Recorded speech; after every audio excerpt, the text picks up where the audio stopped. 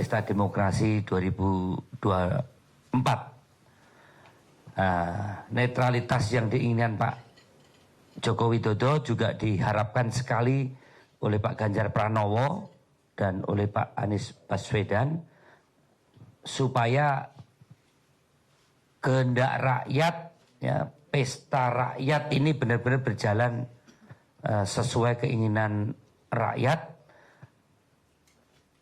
Aparat negara benar-benar pada posisi yang netral, ya. Tidak ada kandidat yang dianaktirikan. Kalau presiden sudah berkehendak netral, maka tim kampanye nasional juga akan betul-betul mengikuti aturan yang ada, dan tentunya kita juga akan ikut mengawasi netralitas sesuai keinginan presiden yang dipertegas oleh Pak Ganjar Pranowo untuk tidak ikut bermain atau tidak ikut terlibat di dalam mempengaruhi, ya, apalagi mengarahkan, apalagi menekan kepada masyarakat untuk memberikan dukungan kepada calon tertentu. Ini penting sekali. Kalau itu terjadi, kita akan ada kemunduran proses penyadaran rakyat terhadap makna demokrasi yang betul-betul diinginkan, memberikan ruang kepada rakyat untuk memberikan ruang kepada rakyat menentukan pilihan pemimpinnya, menentukan jalannya pemerintahan untuk 5 tahun ke depan. Ini yang kita harapkan di dalam proses pemilu besok. Netralitas di sini yang paling berdampak secara elektoral jelas, ya, instrumen dari perangkat penyelenggara KPU, ya, penyelenggara pemilu dalam hal ini KPU, Bawaslu sampai tingkat turunan ke bawah.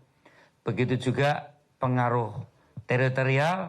Biasa kita sudah hormat sekali menempatkan bagaimana Mbak Koni TNI di reformasi 1998, bagaimana kita masyarakat sipil, mohon maaf nih Ibu Mega mengembalikan marwah TNI untuk menjadi sangat terhormat kembali, ya, tidak lagi distigmakan. TNI menjadi duifungsi dalam peran politiknya, dan sekarang TNI benar-benar pada posisi yang terhormat. Demikian juga Polri, ya, mengembalikan citra Polri di 1998. Dulu Polri itu nggak berani, Mbak Koni, di perempatan jalan itu dikejar-kejar masyarakat. Masih ingat tuh, filmnya juga ada. Karena juga terlalu dipakai bagaimana Polri oleh pemerintah Orde Baru dipakai sebagai kekuatan elektoral di setiap pemilu. Nah, kita tidak ingin kembali pada suasana itu, maka benar apa yang dikatakan Pak Presiden Jokowi sewaktu di Harlah NU, walaupun beliau merestui putranya, ya, Pak Jokowi sebagai seorang ayah yang baik memberikan restu pada putranya untuk menjadi calon wakil presiden Pak Prabowo Subianto. Tapi kita percaya Pak Jokowi bukan hanya sebagai seorang bapak yang baik. Dia adalah pemimpin yang baik. Dia adalah presiden yang baik. Ya. Akan menempatkan pada peran presiden, ya, dan memberikan restu kepada seluruh calon. Ya. Dia katakan semua direstui pada seluruh calon. Ya.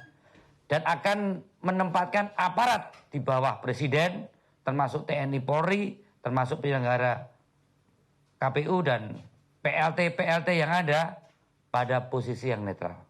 Pada posisi netral, ya. Kita sangat hormat, ya. Beliau adalah yang selama 2 kali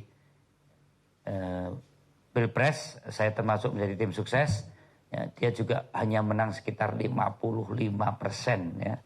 Tidak jauh beda dengan Pak Prabowo, yang menandakan bahwa instrumen pemerintah, instrumen negara, ya, itu bisa berjalan dengan baik. Nah, kita tidak ingin virus Orde Baru, toksin Orde Baru, ya, toksin relationship Orde Baru ini masuk dalam lingkaran Pak Jokowi.